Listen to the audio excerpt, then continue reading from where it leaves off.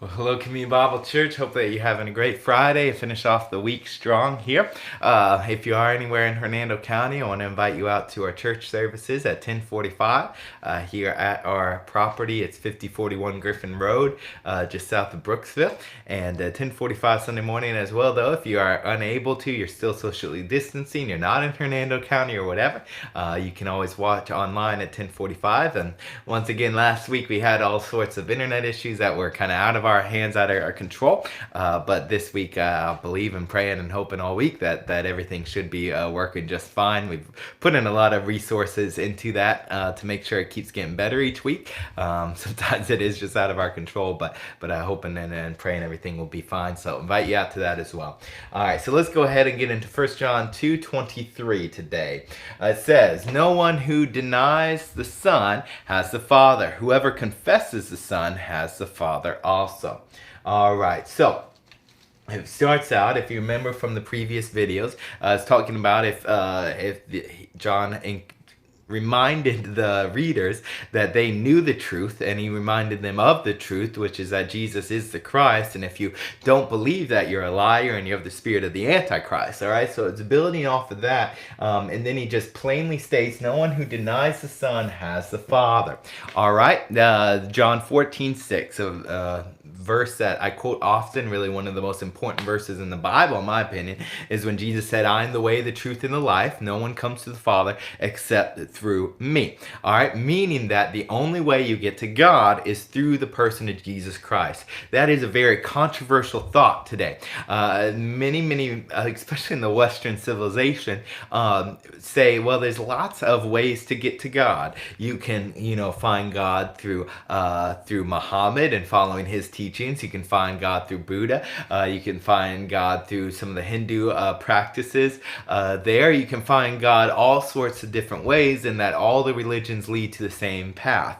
That is not the truth. In fact, I believe every single religion, actual scholars, legitimate scholars of every single religion will say, no, they're actually all claim to be pretty exclusive by and large. There might be a couple exceptions there, but the vast majority of religions, probably 90% plus of the people that claim to be religious, follow a religion that claims to be exclusive, meaning it's either this way or you're going to hell. It's either this way or you're not actually going to find God. And that is certainly what Christianity teaches, that there's only one way to the Father. So you cannot deny Jesus Christ, that he is the way, the truth, and the life, and still get to the Father. You cannot say, I believe in God, I'm not just so sure about Jesus, and ever actually get to heaven, get to the Father. That is a God that you made up inside your head. It's not a real God. All right, and at the end of your life, you will have to face the real God. And so I would much rather obey his rules than try to just make up one of my own God that fits better in what my messed up morality is, quite honestly. And so then it says, "Whoever confesses the Son has the Father also." All right, so at the same time, right, you would be hard pressed, I think, to find. I've never actually heard or talked to any single person that says, "I believe that Jesus is the Son of God, but I don't believe in God," right? That's a nonsensical statement that he can be even the Son of God without God the Father. And so clearly, if you confess the Son, then you also will have the Father. And this confession is just so important, as Romans 10:9 and 10 talk about. You have to believe in your heart and confess with your mouth that Jesus Christ is Lord, then you will be saved. And so the confession, salvation starts with the belief in your heart, but then it's naturally going to bubble up. Matthew 11 talks about how Jesus says what's in your heart will overflow out of your heart into your mouth. And so that if you believe in him, you're also going to confess that Jesus Christ is the Son of God. And that is the truth that we cling to. That is the truth that we hold to. That is the essence of Christianity.